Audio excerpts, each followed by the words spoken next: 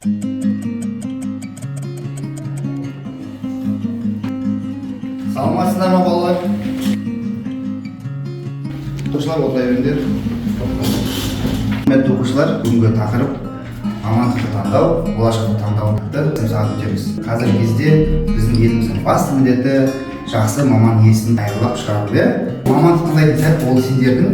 Сондықтан балалар қазірден бастап өздерінің мамандықтарын таңдаған дұрыс. Сіздерге сұрақ қойғым келіп отыр.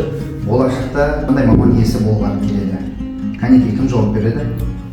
Мен өскен кезде дәрігер болғым келеді. Болашақта өрт сөндіруші болғым келеді.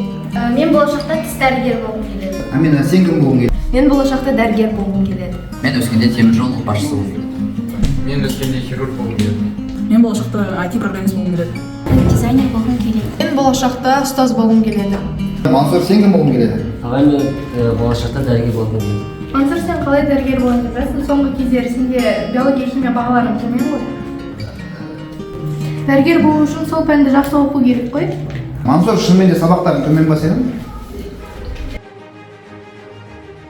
Оқу сектор ретінде Мариямен келсем, соңғы уақытта Мансұрдың сабағы өте төмендеп кетті. Ой, ағай, уайымдамай қойыңыз. Алматыда менің ағам универде декан болып жұмыс істейді. Ол мені оқуға түсірейін дейді.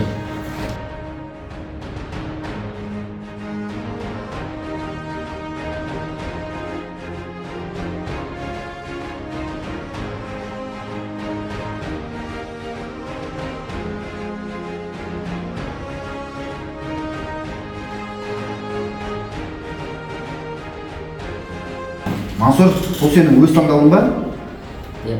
Болашақта негізі Мансұр, аға көкеге сеніп шешім қабылдауға болмайды. Балалар, дәл осындай себепті елімізде қаншама оқыс оқиғалар, заң бұзушылықтар болып жатыр. Ал облыс әкімдерінің салғырттығы сондай.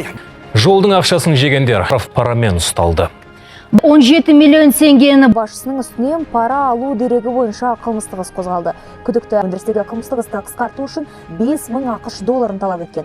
Бүлдіршіндерге сақталу мерзімі өтіп кеткен азық-түлік пен ас әзірлеп жарамсыз дәрі-дәрмек екенін. 100-ден астам білім мекемесін тексерген құқық қорғаушылар осындай олқылықтарды анықтады. Ал Алматы облысының тұрғыны дәрігерлердің салғырттығынан туған әпкесінен айырылып қала жаздағанын айтады. Сондықтан сіздерге айтарым, болашақ мамандықтарымды ең бірінші жүректерімен, одан кейінгі басқа білімдерімен, қай жақ екендігін бар, солай қарап мамандықты таңдағандарың дұрыс.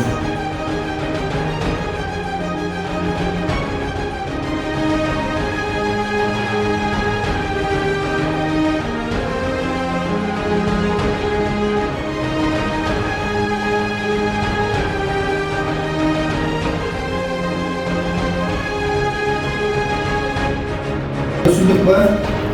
Сұрақ бар ма маған? Жоқ. Мансұр, сен не ойлап отырсың? Ағай, сіз дұрыс айтасыз. Ағай, мен болашақта әскери салада қызмет жасағым келеді.